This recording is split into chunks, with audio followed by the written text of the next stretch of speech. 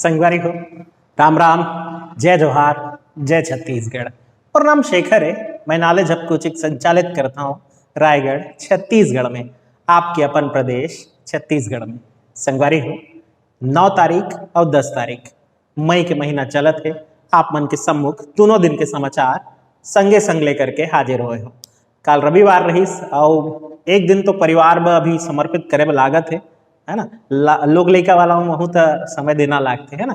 तो एक आज मैं दोनों दिन के समाचार आप मन के सम्मुख लेकर के हाजिर हुए हूँ, बिना और कोई लाग लपेट के, बिना और कोई बात करे, हिंदी में आता हूँ समाचार ला शुरू करत हूँ। पहला समाचार पे गौर करेंगे, बी 1.617, इसको अच्छे से याद कर लें। बी डैश 1.617, हम इसे ऐसा नहीं कहेंगे, हम इसे कहेंगे बी 1.617। ये कोरोना वायरस का एक वेरिएंट है, वेरिएंट यानी प्रकार। ये माना जा रहा है कि कोरोना वायरस के अभी जो संक्रामक रूप से सबसे अधिक फैल रहा है, इसका कारण बन। अब इसके पीछे की क्या थ्योरी है? इसके पीछे की थ्योरी ये है कि वायरस का ये रूप आपके शरीर में प्रतिरक्षा तंत्र को बनने का मौका ही नहीं दे रहा है। इसी कारण बहुत सारे लोग बहुत तेजी से संक्रमण का शिकार होते जा रहे हैं। हाल फिलहाल में नई गाइडलाइन अगर आपने सुनी होगी तो पता चला होगा कि हवा से भी ये वेरिएंट फैल रहा है। और अब वो जो 2 गज की दूरी, मास्क है जरूरी कह रहे थे, उसमें 2 चीजें नहीं जुड़ रही हैं। अब कह रहे हैं कि घर के भीतर भी आप मास्क लगा करके रहिए, डबल मास्क लगाइए तो और बेहतर होगा यदि आप पब्लिक प्लेस पे जाते हैं तो। और दूसरा कह रहे हैं कि 2 फीट की दूरी वाला अब पुराना फॉर्मूला हो गया। अगर ये वायरस इतनी तेजी से फैल रहा है तो अब 6 फीट की दूरी का फॉर्मूला यूज करना चाहिए। ये संभव नहीं है वैसे तो प्रैक्टिकल रूप से, लेकिन अपनी सावधानी के लिए बहुत सारे लोग ऐसा प्रयोग भी कर रहे हैं कि वो 6 फीट की दूरी पर रहें, डबल मास्क लगाएं। इसके बारे में थोड़ा सा और जानते हैं। बी 1.617 सबसे अधिक संक्रामक वेरिएंट साबित हुआ है और ये शरीर में एंटीबॉडी को बनने से रोक रहा है। भारत में चर्चित जो बाकी के अन्य वेरिएंट है उनमें बी 1.618 जो इसी का जोड़ीदार है। इसके अलावा यूके बी 1.1.7 ये एक वेरिएंट है जो कि विदेश से आया था। सॉर्स कोव ये सबसे पुराना वेरिएंट है जहां से इसकी शुरुआत हुई। और N44 0K है, ओके मत पढ़ेंगे है ना। N440K ये वो वेरिएंट है जिसे अभी छत्तीसगढ़ में आंध्र वेरिएंट कहा जा रहा है। थोड़ा सा अगर मैं और डिटेल बताने का प्रयास करूं तो ये जो वेरिएंट है सबसे अधिक तेजी से फैलने वाला है, यानी सुपर स्प्रेडर। N440K जो है ये सबसे अधिक घातक है, यानी बहुत तेजी से लोग इससे मर रहे हैं। यूके बी 1.1.7 बाहर से आया हुआ वेरिएंट है। सॉर्स कोव सबसे पुराना वेरिएंट है। तो ये कुछ बेसिक जानकारी थी जो अभी चल रही है और आपको इस पर भी नजर रखनी चाहिए थी। कोविड-19 से अगर कोई क्वेश्चन पूछा तो अब उसके टाइप इतने बढ़ गए हैं। अब हम अगले न्यूज पर बात करेंगे। सादिक खान का नाम आज चर्चा में काफी देर तक रहा न्यूज में। सादिक खान पाकिस्तानी मूल के व्यक्ति हैं और अगर हम विश्व के संदर्भ में न्यूज कहते हैं तो हम महाद्वीपों की बात करते हुए अपने आप को एशिया कॉन्टिनेंट ऐसा जोड़ लेते हैं। तो हम इस तरह से देखेंगे इस न्यूज को कि सादिक खान लंदन में महापौर बनने वाले एशियाई व्यक्ति बने और ये उनका लगातार दूसरा कार्यकाल है। तो भाई एक ऐसे मुल्क में, एक ऐसे देश में, यानी ब्रिटेन की बात कर रहे हैं हम, वहां एशियाई मूल का व्यक्ति लगातार दूसरे कार्यकाल के लिए महापौर बने तो उपलब्धि की बात है। भले ही वो पाकिस्तानी मूल के हैं, हमेशा से लंदन में ही निवासरत रहे हैं, लेबर पार्टी से उनका संबंध है। ये नाम काफी चर्चा में रहा, सादिक खान, याद रखेंगे इसे। अब यहां पर लेबर पार्टी आप थोड़ा याद रखने की कोशिश करिएगा। ब्रिटेन में अगर देखे जाए तो 2 दलीय सरकार प्रणाली चलती है। ब्रिटेन में लेबर्स पार्टी और एक जो कंजर्वेटिव पार्टी है, यानी पुराने विचारों वाली पार्टी। 2 तरह की पार्टी अक्सर सत्ता के लिए संघर्ष करती हुई दिखाई देती है। तो इनका संबंध लेबर पार्टी से है। अब हम बात करेंगे म्यूकोरमाइकोसिस की। देखिए हाल फिलहाल के दिनों में कोविड-19 से जुड़े हुए कई तरह के रिसर्च सामने आ रहे हैं और उसमें यह रिसर्च थोड़ा डराने वाला है। म्यूकोरमाइकोसिस जिसे ब्लैक फंगस रोग भी कहा जा रहा है, तो आप चाहें तो इसे एक नाम ऐड कर सकते हैं, ब्लैक फंगस, म्यूकोरमाइकोसिस या ब्लैक फंगस रोग। ये एक पोस्ट कोविड सिंड्रोम है या पोस्ट कोविड, यानी कोविड जिन लोगों को हो जा रहता है उनमें बाद में दिखने वाले लक्षणों में से है। फंगस के कारण होता है, यानी कवक के कारण होने वाला ये रोग है। जिन लोगों को कोविड की समस्या हुई होती है उनमें ये लक्षण दिखने लग जाते हैं कोविड से ठीक होने के बाद भी। इस लक्षण में आंखों के पास संक्रमण शुरू होता है, नाक के पास संक्रमण शुरू होता है, नाक के आसपास खुजली होना प्रारंभ होती है, लाल रंग के चकत्ते बनने लग जाते हैं, धीरे धीरे संक्रमण बढ़ते हुए आंखों में और फिर मस्तिष्क में फैल जाता है। इसके बाद या तो आंखें निकालनी पड़ जाती है और यदि संक्रमण मस्तिष्क तक पहुंच गया तो ऐसी स्थिति में व्यक्ति की मौत भी हो जा रही है। गुजरात में इस तरह के बहुत सारे मामले सामने आए हैं जिसमें लोगों की आंखें निकालनी पड़ गई है। मेरा मकसद बिल्कुल डराना नहीं है, लेकिन आप इस न्यूज को समझ लीजिए। म्यूकोरमाइकोसिस जो है ये अभी चर्चा में बना हुआ शब्द है। अगर आप भी कोविड से संक्रमित हुए हैं, हाल फिलहाल के दिनों में संक्रमण के बाद ठीक हुए हैं, तो आपको अपने शारीरिक स्वच्छता का बहुत अधिक ध्यान रखना होगा, अपने आसपास की स्वच्छता का बहुत ज्यादा ध्यान रखना होगा। ऐसे जो मरीज हैं उनको सलाह दी जा रही है, जो कि कोविड से ठीक हुए हैं उनको, कि आप फुल स्लीव्स पहने, यानी पूरे आस्तीन के कपड़े पहने। साथ ही साथ उनसे कहा जा रहा है कि वो अपने शरीर को बहुत अच्छे तरीके से साफ रखें, साफ वातावरण में रहें, खुली खिड़कियों के आसपास रहें और अपने कमरे को भी साफ रखने की जरूरत कही जा रही है। और अगर मैं थोड़ी डिटेल से और बताऊं तो ये बीमारी का सबसे ज्यादा शिकार वो लोग हो रहे हैं जो ऑलरेडी किसी दूसरे रोग से पीड़ित हैं, जैसे डायबिटिक लोग जो हैं, यानी शुगर के जो रोगी हैं, शुगर पेशेंट जो है, उनमें ये सिंड्रोम बहुत ज्यादा देखने को मिल रहा है। साथ ही साथ वो लोग जो अन्य गंभीर बीमारियों से ग्रस्त हैं या फिर जिनके इलाज में, जो बहुत गंभीर रूप से संक्रमित हो गए थे और जिनके इलाज में स्टेरॉइड्स आदि का प्रयोग किया गया, उनको यह समस्या बहुत ज्यादा देखने को मिल रही है। तो म्यूकोरमाइकोसिस से आप सब सुरक्षित रहें, अपनी तो यही कामना है। आगे देखते हैं अगली न्यूज पर। यह न्यूज भी बहुत महत्वपूर्ण है। 2DG ये एक नई दवा है। 2DG कोविड के लिए इलाज में प्रयोग की जाने वाली एक नई दवा। इसको बहुत ध्यान से समझिए, इस न्यूज को, यह बहुत महत्वपूर्ण होने वाली है।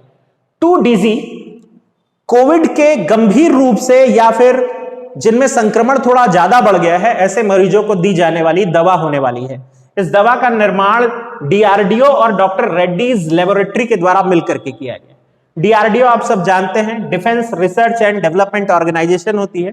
उसके साथ मिलकर के डॉक्टर रेड्डीज लेबोरेटरी, जो कि अभी दवा के मार्केट में एक बड़ी स्थापित प्राइवेट कंपनी है, उन दोनों ने मिलकर के इसे विकसित किया है। खास बात क्या होगी, 2DG जो है ये एक ओरल वैक्सीन है। वैक्सीन तो नहीं कहना चाहिए, एक ओरल ड्रॉप है या ओरल दवाई है। पाउडर के रूप में प्राप्त होगी और इसे घोल करके मरीज को पिलाया जाएगा। फायदा क्या होगा? फायदा यह होगा कि संक्रमण को बहुत तेजी से घटाता है ये, यानी कि कोविड के मरीज जिन्हें ठीक होने में एक लंबा समय 14 दिन, कुछ लोगों को 10 दिन, कुछ लोगों को 7 दिन लग रहा था, ये 3 से 5 दिन में लोगों को ठीक करने में कारगर बताया जा रहा है। अभी थोड़ा सा और जानकारी को समझते हैं। इसके बारे में थ्योरी क्या बताई गई है? इसके बारे में थ्योरी ये बताई गई है कि ये 2DG जो दवाई है उसमें ग्लूकोज का एनालॉग विकसित किया गया। अब इसके पीछे के गणित को समझते हैं। ऐसा माना जा रहा है कि ये जो वायरस है, इनफैक्ट कोई भी वायरस अगर होता है, कोविड-19 का हो या फिर किसी और तरीके का वायरस, शरीर में उसको सरवाइव करने के लिए सबसे अधिक मात्रा ग्लूकोज की जरूरत पड़ती है। ग्लूकोज एक तरह से समझिए कि उसका आहार है, वो उस पर फीड करता है, उसको खाता है। अगर शरीर में ग्लूकोज की जगह कुछ उसी का ही दूसरा टाइप पहुंचा दिया जाए, जिसको ये वायरस आकर्षित होकर खाएगा जरूर, लेकिन नतीजा वो ग्लूकोज निकलेगा नहीं, तो वायरस बहुत तेजी से मरने लगेगा। इसीलिए इस दवाई का प्रयोग करने को मंजूरी मिल गई है और अब गंभीर रूप से जो भी कोविड से संक्रमित होंगे उन्हें ओरल रूप से, यानी कि घोल करके दी जाने वाली दवा के रूप में 2DG का प्रयोग किया जाएगा। ये एक अभी वरदान के रूप में सामने आई। फिर हम बात करेंगे elephant in the womb. Elephant in the womb, फिर से दोहराता हूं, एलिफेंट इन द वॉम्ब, ये किताब का नाम है। मातृत्व के ऊपर लिखी गई एक किताब है जिसे भारतीय फिल्म अभिनेत्री कल्की कोचलिन ने लिखा है। कल्की कोचलिन भारत की एक बड़ी जानी मानी अभिनेत्री हैं। अगर आप इन्हें अब तक भी नहीं जानते हैं तो इनकी फिल्म आपको देखनी चाहिए, लेडी विथ अ स्ट्रॉ या फिर लेडी विथ पिंक बूट्स। ये इनकी बड़ी famous Margarita with straw film का नाम है, और लेडी विथ येलो बूट्स ये फिल्म का नाम है। तो आप चाहें तो इनकी ये फिल्म देख सकते हैं। वैसे कमर्शियल सिनेमा देखते हैं तो एक थी डायन फिल्म में भी आपको दिख जाएंगी। बहरहाल इससे परे बात करते हैं, इनकी ये जो किताब है एलिफेंट इन द वोम्स, ये शिशु के जन्म होने की प्रक्रिया को लेकर लिखी गई एक किताब है, मातृत्व में कैसी फीलिंग होती है उस पर। अब हम बात करेंगे महिला सैन्य पुलिस के पहले बैच की। ये न्यूज बहुत आकर्षक हो सकती थी अगर कोविड का दौर नहीं चल रहा होता तो। समाचार पत्रों में से फ्रंट में छापा जाना चाहिए था, वो भी बड़े बड़े टाइटल्स के साथ, लेकिन ऐसा हो नहीं पाया आपको। लेकिन ये न्यूज याद करनी चाहिए। भारतीय सेना में अब तक कोई भी ऐसा पुलिस दस्ता नहीं था, यानी पुलिस बल नहीं था जो सिर्फ महिलाओं का हो। साल 2021 में ये जो एक दुखद बात थी वो भी पूरी तरह से समाप्त हो गई। अब पहली बार ऐसा होगा कि भारतीय सेना में महिलाओं का अपना पुलिस दस्ता भी होगा। इसको मंजूरी मिल गई है, ट्रेनिंग भी पूरी हो गई, और महिलाओं के एक सैन्य दस्ते जिसमें 83 महिलाएं हैं उनको पोस्टिंग भी मिल गई। तो ये ऑल वुमेन पुलिस दस्ता है भारतीय सेना का पहला, 83 कैंडिडेट्स के साथ। फिर हम बात करेंगे कुछ निधन समाचारों की, कुछ ऐसे लोग जो हमें छोड़ करके चले गए इन बीते 2 दिनों के भीतर। सबसे पहले प्रोफेसर समीम हनफी की बात करेंगे। प्रोफेसर समीम हनफी जामिया मिलिया में एक प्रतिष्ठित प्रोफेसर के रूप में जाने जाते थे। बहुत सारे नाटकों को, बहुत सारे उपन्यासों को इन्होंने अनुवादित भी किया था। खासतौर पे अगर हम बात करें तो इनका एक बड़ा फेमस अनुवाद जो रूप सामने आया था वो इंडिया विंस फ्रीडम किताब का था। मौलाना आजाद के द्वारा ये किताब बहुत फेमस है, कई बार एग्जाम में आ चुकी है। इंडिया विंस फ्रीडम किसने लिखी है? तो मौलाना आजाद, मौलाना अबुल कलाम आजाद जी की ये किताब, उसका अनुवाद करने के लिए जाने गए थे शमीम हनफी जी, इनका निधन हुआ। अब फिर बात करेंगे एम के कौशिक साहब की। एम के कौशिक साहब छत्तीसगढ़, माफी चाहूंगा, भारतीय हॉकी का एक बहुत बड़ा सितारा माने जाते थे। इनके नेतृत्व में, या यूं कहें कि इनके साथ 1980 ओलंपिक हॉकी जब भारतीय टीम खेलने गई थी तो उसका स्वर्ण पदक भारत ने जीता था। ये उस दल का हिस्सा रहे थे एम के कौशिक साहब। बाद में भारतीय हॉकी टीम के कोच भी रहे, महिला हॉकी टीम के भी कोच रहे। इनका निधन हुआ। हॉकी का एक और सितारा रविंदर पाल सिंह, पूर्व हॉकी खिलाड़ी थे भारत के, इनका भी निधन हो गया। इसके बाद रघुनाथ महापात्रा, ये न्यूज पूछ सकता है, इस पर थोड़ा सा नजर रखेंगे। बड़े जो नाम हैं, बड़े पद वाले जो हैं, उनकी मौत अक्सर बड़ा समाचार बन जाती है। उसी में से एक नाम रघुनाथ महापात्रा जी का रहा। रघुनाथ महापात्रा राज्यसभा से सांसद है, और अगर हम इनकी बात करें तो ये उड़ीसा से राज्यसभा का प्रतिनिधित्व करते थे। ये एक बहुत जाने माने मूर्तिकार भी हुआ करते थे। राज्यसभा में सांसद के रूप में इनका दूसरा कार्यकाल चल रहा था, और इस बीच उनकी मौत होने की समाचार आई, और ये सारी मौत कोविड के कारण हुई है। इसके अलावा लालती राम जी का निधन हुआ। लालती राम आईएनए के पूर्व सदस्य हुआ करते थे। आईएनए यानी हम बात कर रहे हैं आजाद हिंद फौज की, सुभाष चंद्र बोस जी के द्वारा गठित की गई आजाद हिंद फौज, जिसने बर्मा से लेकर के भारत के नॉर्थ ईस्ट के हिस्से को काफी कुछ जीत लिया था, जिसका कब्जा अंडमान निकोबार पर हुआ। उस आजाद हिंद फौज के सदस्य हुआ करते थे, उसके तोपखाना दल का सदस्य हुआ करते थे, और ये अब हमारे बीच नहीं रहे। लालती राम नाम याद रखिएगा, ससम्मान। फिर हम बात करेंगे एलआईसी की। एलआईसी भारत की सबसे बड़ी बीमा कंपनी तो है ही, अब दुनिया की तीसरी सबसे बड़ी बीमा कंपनी के रूप में इसे दर्जा प्राप्त हो गया है। हाल फिलहाल में बीमा कंपनियों की एक लिस्ट जारी हुई जिसमें टॉप 10 बीमा कंपनियों को बताया गया था उनके एसेट या उनकी पूंजी क्षमता के आधार पर, और इस क्षमता के आधार पर एलआईसी दुनिया की तीसरी सबसे बड़ी ब्रांड बन गई है बीमा क्षेत्र में। पहले नंबर पर पोस्ट इटालियन है, नाम से पता चल रहा होगा, इटली की बीमा कंपनी। दूसरे नंबर पर मफ्रे कंपनी है जो स्पेन की है, और तीसरे पर एलआईसी। अब हम बात करेंगे अगली न्यूज पर समा रामचंद्र की। समा रामचंद्र या समा रामचंद्र पाकिस्तान में सर्वोच्च परीक्षा यानी पाकिस्तान का पब्लिक सर्विस एग्जाम पास करने वाली पहली हिंदू महिला बन गई है। जिस तरह से हमारे यहाँ आईएएस का एग्जाम होता है, उस तरह पाकिस्तान के पब्लिक सर्विसेज का जो एग्जाम होता है, जो बहुत टफ एग्जाम माना जाता है वहां के लिए, वो पास करने वाली पहली भारतीय महिला बन गई है। भारतीय नहीं कहना चाहिए, हमें ऐसा कहना चाहिए पहली हिंदू महिला, भारतीय कहेंगे तो गड़बड़ हो जाएगा, पहली हिंदू महिला बन गई है। ये सिंध प्रांत से संबंधित है और ऑलरेडी MBBS क्लियर कर चुकी हैं, डॉक्टर हैं, और बाद में उन्होंने वहां का सर्वोच्च एग्जाम भी पास किया, तो गर्व है। अब बात करते हैं अगली न्यूज पर। अलेक्जेंडर ज्वेरेव नाम है, अलेक्जेंडर ज्वेरेव, ये जर्मनी के एक टेनिस खिलाड़ी हैं। और दूसरा नाम याद करना है, आर्याना सबालेंका, ये बेलारूस की एक टेनिस खिलाड़ी है। अपने अपने वर्ग में मैड्रिड ओपन टेनिस टूर्नामेंट जीत गए, यानी पुरुष वर्ग में अलेक्जेंडर ज्वेरेव मैड्रिड ओपन जीते दूसरी बार, किसको हराकर, मैटेओ बेर्टिनी को हरा करके। आपको हारने वाले का नाम नहीं याद करना है, मत करिए, लेकिन अलेक्जेंडर ज्वेरेव जरूर याद रखिए। ये जर्मनी के हैं और दूसरी बार मैड्रिड ओपन जीते।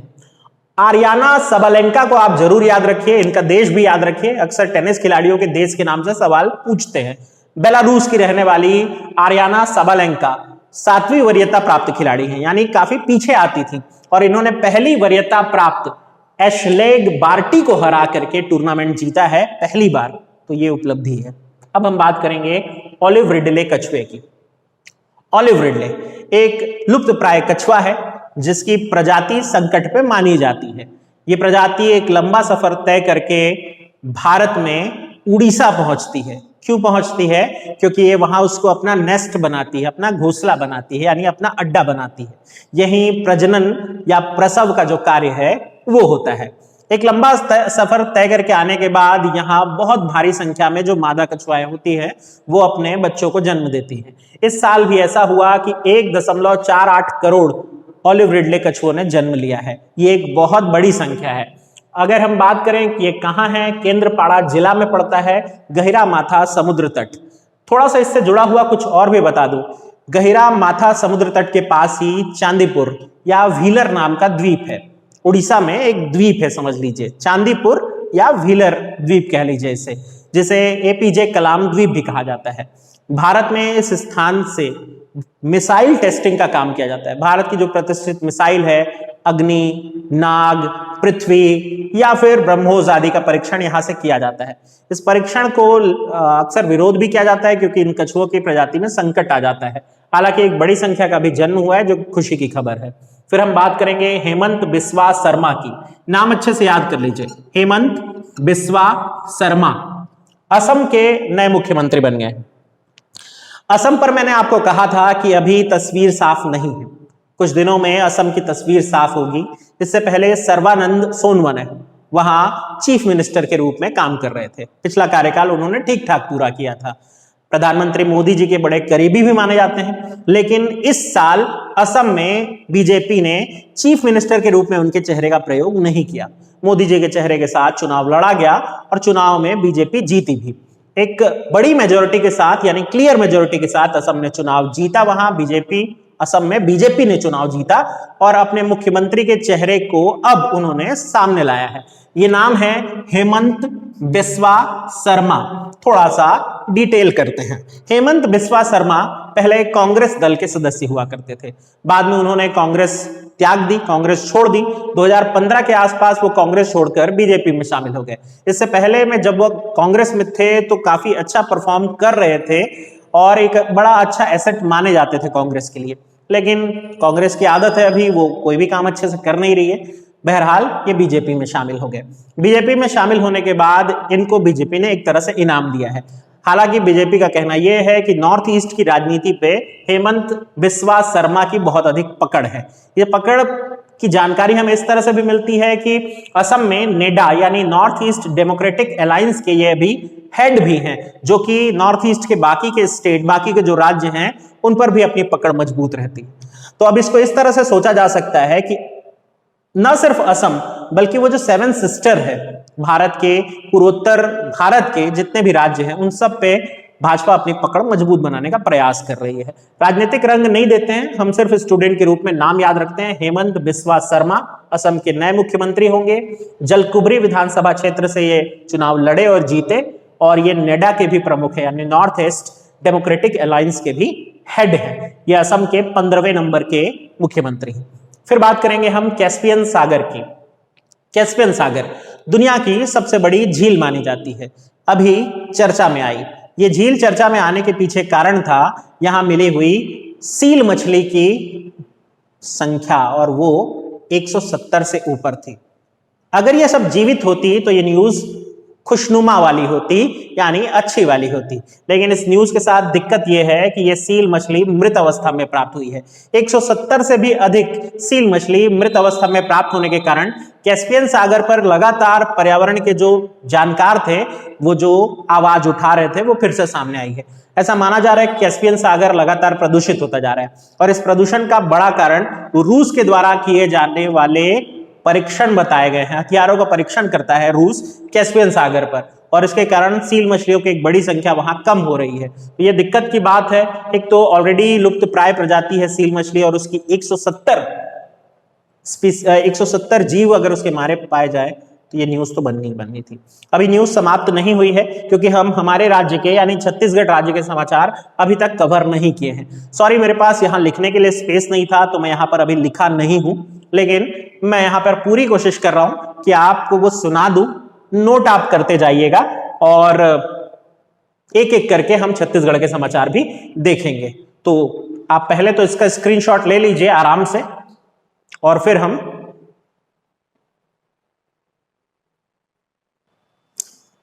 चलिए छत्तीसगढ़ के समाचारों पर बात करते हैं। बहुत सारी चीजें आपको नोट करनी पड़ेगी। मैं यहां उसका इनिशियल जरूर आपको कवर करा दे रहा हूं, मैं लिखवा जरूर दे रहा हूं। आपको वो कोशिश करना है कि थोड़ा साथ साथ आप बना ले।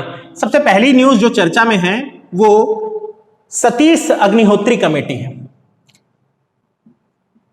ये नाम थोड़ा सा याद रखेंगे, सतीश अग्निहोत्री कमेटी। इसका कार्यकाल बढ़ाया गया। न्यूज नोट कर लीजिए, सतीश अग्निहोत्री कमेटी, इसका कार्यकाल बढ़ाया गया। अब इस न्यूज को डिटेल में आते हैं। घटनाक्रम कुछ इस तरह से है कि सतीश अग्निहोत्री कमेटी 2019 में बनाई गई थी।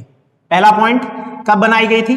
2019 में बनाई गई थी। दूसरा पॉइंट, उद्देश्य था भीमा मंडावी हत्याकांड की जांच करना। भीमा मंडावी हत्याकांड की जांच करना। 9 अप्रैल 2019 का दिन था। भीमा मंडावी जो भाजपा से विधायक हुआ करते थे, उनके काफिले पर हमला हुआ और उस हमले में उनकी मौत हो गई। जांच के लिए एक कमेटी आनंद फानन में बैठा दी गई। 8 मई 2019 को यह कमेटी बनाई गई थी। इस कमेटी को 2020 में अपनी रिपोर्ट सबमिट कर देनी थी। 2020 में कोविड आने के कारण कमेटी का कार्यकाल एक बार बढ़ा दिया गया था। 10 मई इस साल 2021 को इस कमेटी को अपनी रिपोर्ट सौंपनी थी, लेकिन ये कमेटी अभी भी अपनी रिपोर्ट नहीं सौंप पाई है, इसलिए दोबारा से इसका कार्यकाल बढ़ा दिया गया है। यही बात दुखद है कि हम कार्यकाल पे कार्यकाल बहुत सारा बढ़ा देते हैं। लेकिन अगर आपसे पूछ ले कि सतीश अग्निहोत्री कमेटी का संबंध किससे है, भीमा मंडावी हत्याकांड की जांच से है। सतीश अग्निहोत्री सिक्किम हाई कोर्ट के जज हुआ करते थे, अगर आपसे और डिटेल पूछे तो। फिर हम आते हैं अगले न्यूज पर। अगला न्यूज भी एक कमेटी से ही है, शंभुनाथ श्रीवास्तव कमेटी। शंभुनाथ श्रीवास्तव कमेटी 11 साल पहले एक हादसा हुआ था।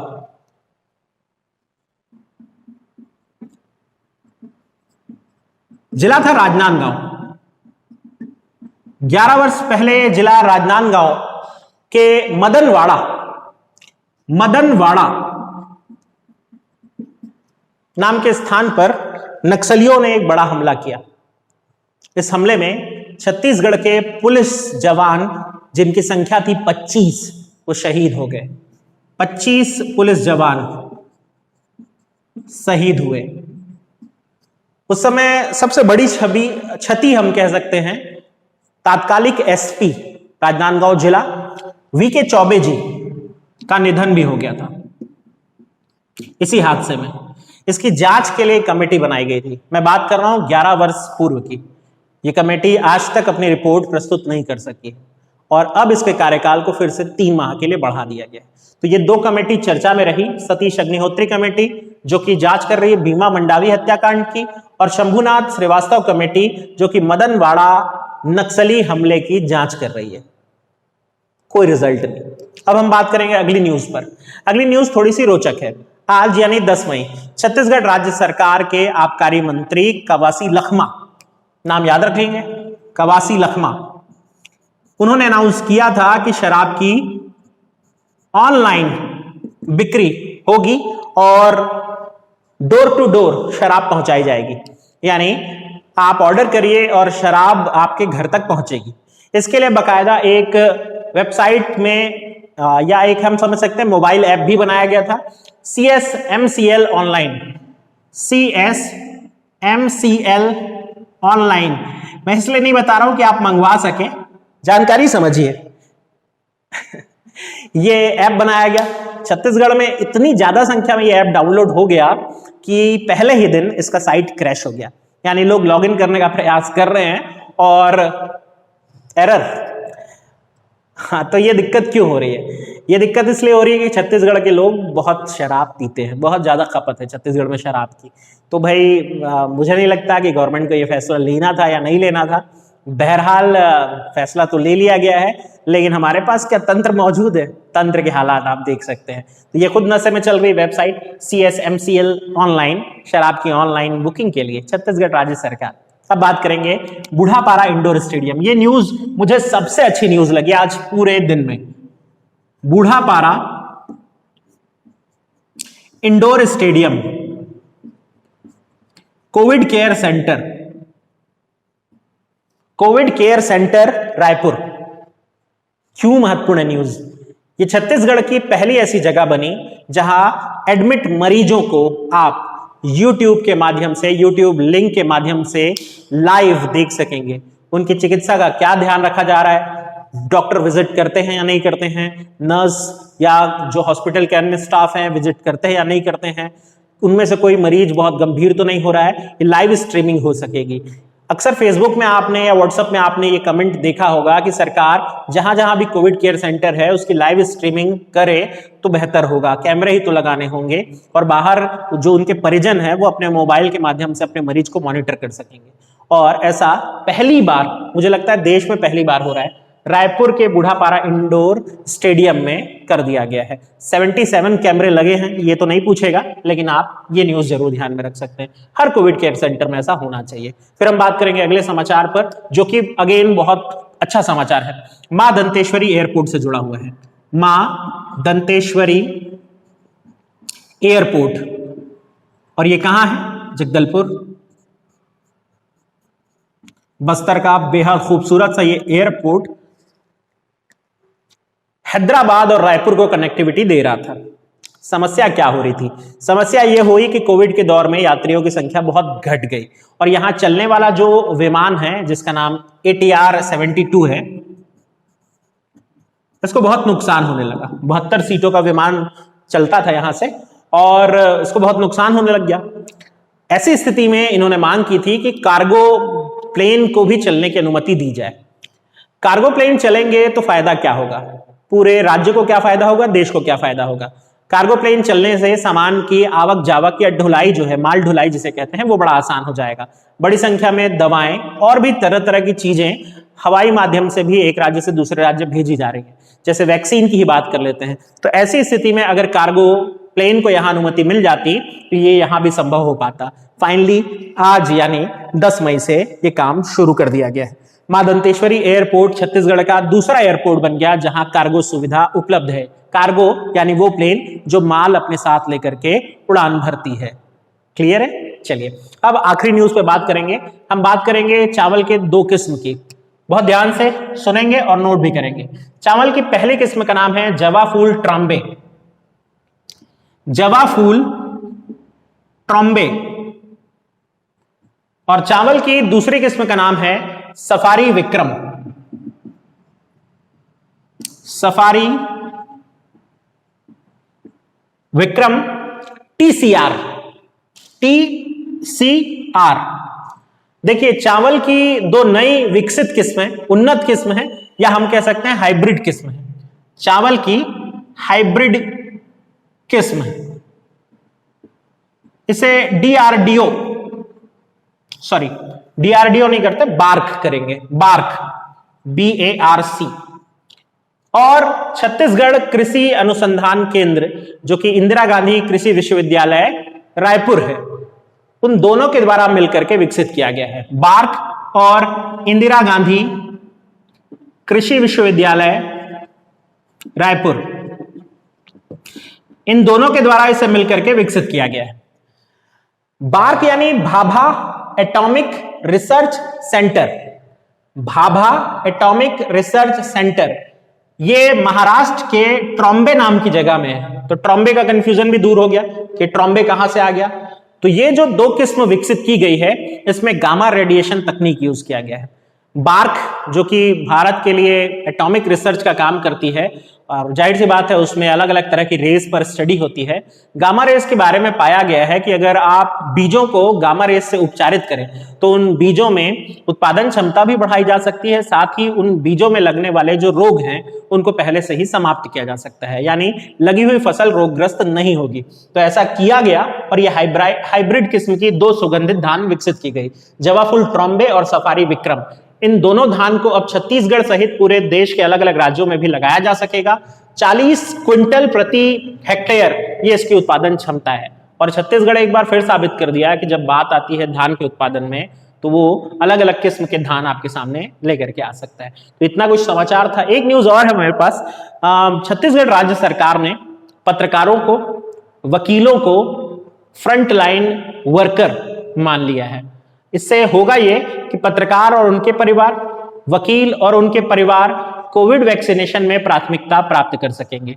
साथ ही साथ वो सारे लोग जो कि स्वच्छता कर्मी हैं हमारे, आपके और हमारे घर तक डोर टू डोर कचरा कलेक्शन करने आते हैं, वो सभी लोग भी या फिर मितानिन वगैरह जो हैं उन सभी को भी front line warrior, Covid warrior मान लिया गया है। पत्रकार बहुत दिन से इसकी मांग कर रहे थे, उनकी ये मांग पूरी हो गई है। इसके अलावा अगर हम बात करें, एक छोटी सी न्यूज और है, इसे न्यूज कहना चाहिए या किसी पार्टी का प्रचार मुझे नहीं पता, लेकिन हाँ, कांग्रेस ने यानी कि छत्तीसगढ़ राज्य कांग्रेस जो है उसने स्पष्ट किया है कि वो एक अभियान चलाएगी, मेरा बूथ कोरोना मुक्त अभियान, मेरा बूथ कोरोना मुक्त। ये छत्तीसगढ़ कांग्रेस के द्वारा चलाया जा रहा अभियान है। इसका बूथ का मतलब है वो प्रतिनिधि, जनप्रतिनिधि जिसे आपने चुना है अपने क्षेत्र से, उसकी ये जिम्मेदारी दी जा रही है कि वो अपने अपने क्षेत्र में सभी को वैक्सीन लग सके, इस पर जवाबदेही उठाएगा। देखते हैं अब इसमें क्या होना बाकी है। तो इतना कुछ था हमारे पास समाचारों में। अगर आपको पता है ये सब अच्छा लग रहा है तो लाइक का बटन दबाना होता है, आपसे इतनी तो उम्मीद की जाती है। हाँ, सब्सक्राइब कर लीजिए ताकि जैसे ही मैं वीडियो डालूं नोटिफिकेशन मिल जाए। और अगर आप अभी तक सुन रहे हैं तो मैं आपके लिए एक अनाउंसमेंट करना चाह रहा हूं, वो ये है कि मैं हाल फिलहाल में इस हफ्ते या आने वाले कुछ दिनों के भीतर एक वीडियो लेकर के आने वाला। ये वीडियो कहानी होगी, कहानी भारत के पहले स्वतंत्रता संग्राम की, 1857 की क्रांति, पूरे स्टोरी फॉर्मेट में, ताकि उसका कोई भी प्रश्न आपसे कभी गलत ना हो और वो कहानी आप कभी ना भूलें। कहानी के रूप में उसको सुनाया जाएगा। लास्ट में सारे फैक्ट जो पूछे गए हैं वो सब आपको बता दिए जाएंगे। इसके बाद उस चैप्टर से आने वाला कोई प्रश्न आपसे गलत नहीं होगा। एक पूरी मूवी की तरह हम आपको कहानी सुनाने वाले हैं। तो आपके साथ की जरूरत होगी, साथ बने रहें। ध्यान से सुनने के लिए धन्यवाद।